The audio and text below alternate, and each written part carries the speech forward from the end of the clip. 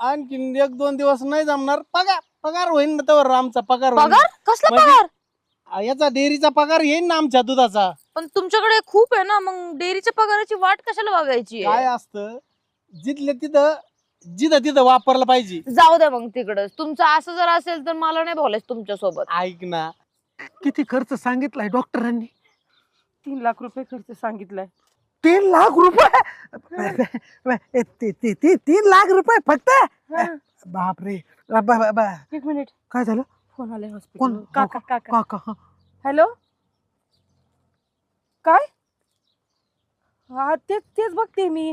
ते डॉक्टरांनी सांगितलंय ना, आधी 20-25 हजार भरायचे आणि 10 दिवस ऍडमिट आहेत ना अजून. हं. मग टप्प्याटप्प्यात पुढचे भरीत जायचे ना 20-25 हजार. मी घेऊन येते, काही करीन. जाऊ दे, आपण घरात विकून टाकू. नाही. ते भाड्यानेच आहे. ते नाही, हं. किडनी.